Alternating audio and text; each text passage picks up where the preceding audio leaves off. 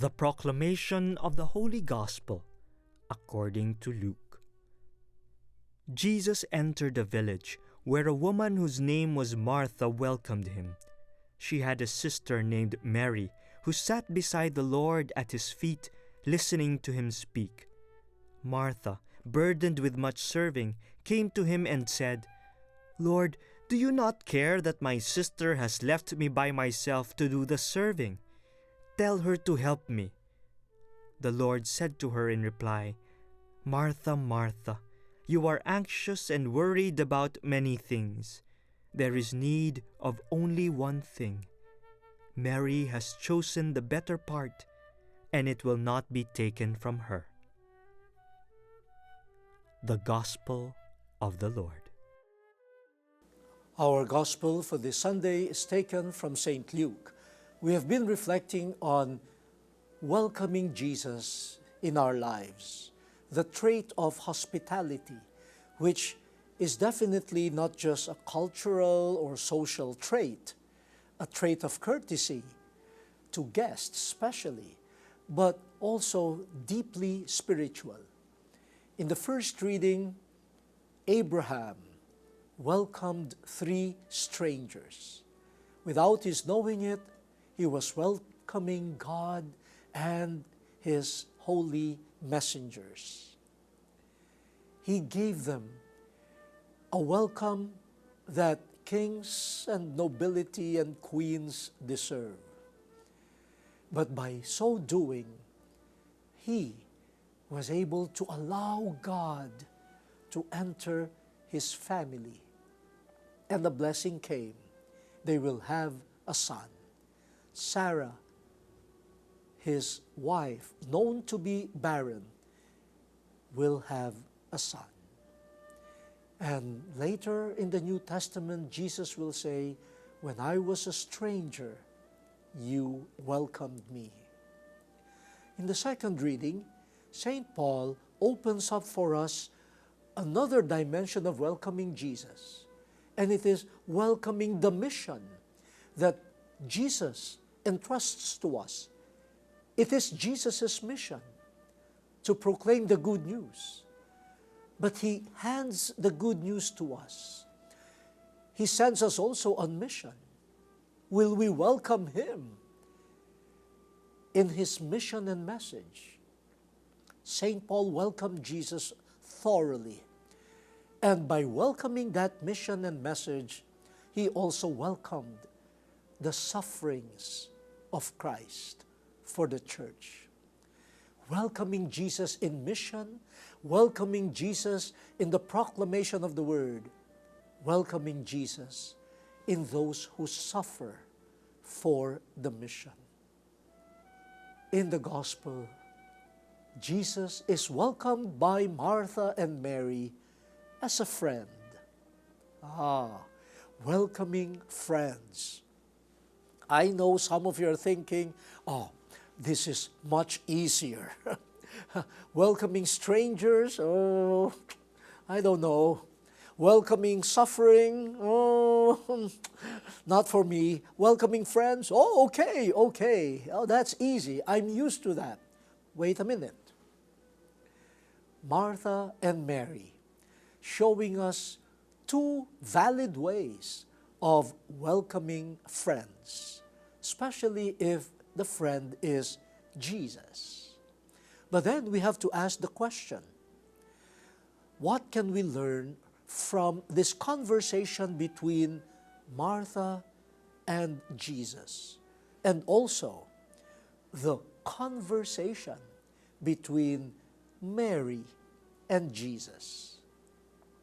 Jesus was teaching both of them how he wants to be welcomed.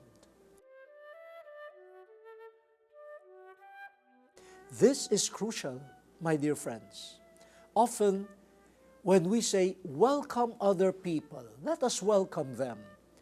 Like Martha, we have our notions of how a proper welcome should be given to others. Martha's way was, okay, let us prepare food. These are the details of hospitality. That's why she went to the kitchen. She was busy with all those details of hospitality. And she was quite logical in asking Jesus to command Mary to help her. For she was left alone by Mary, who sat there at the feet of Jesus, listening to Jesus. But Jesus' reply was, "Oh, Martha, you're so anxious, so concerned about the details of hospitality, but Mary has chosen the better part." From this interaction, what do we learn? First, the question: did Martha even consider what Jesus wanted, what Jesus needed? Often, we are satisfying our need to be praised, to be acknowledged in the way we welcome other people. But do we ever consider the needs and the desires of the person we are welcoming? It seemed that Martha, for all her good intentions, missed that crucial point. She was trying to give Jesus her brand of hospitality, but Jesus wanted a different type of hospitality.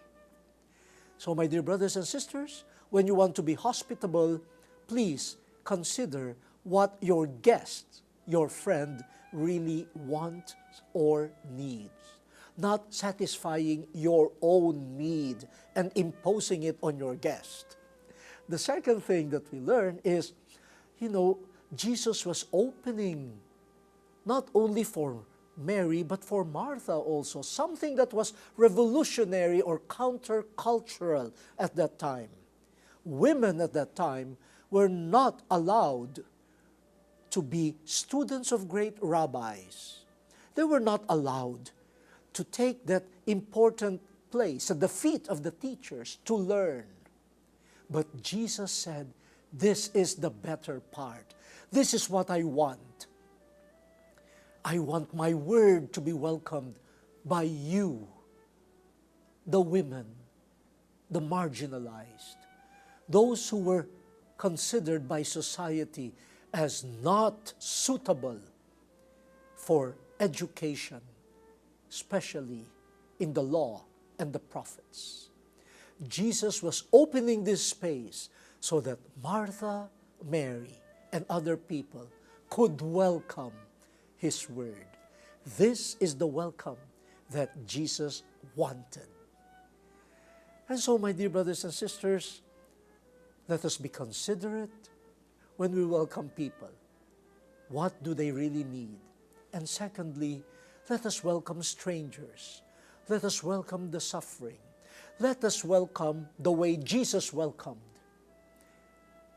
the poor, the women, the marginalized, so that they could bloom as full human beings and as full disciples of the Word.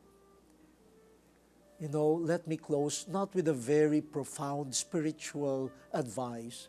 I know that people mean well. When I attend meals or parties, people will say, "Oh, Cardinal, don't line up to get your food.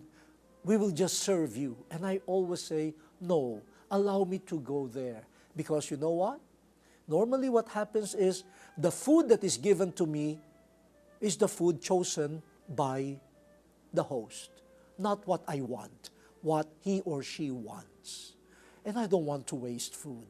It is okay for me to walk, to get food. It is true hospitality too. The word has been exposed. Let us now fulfill it.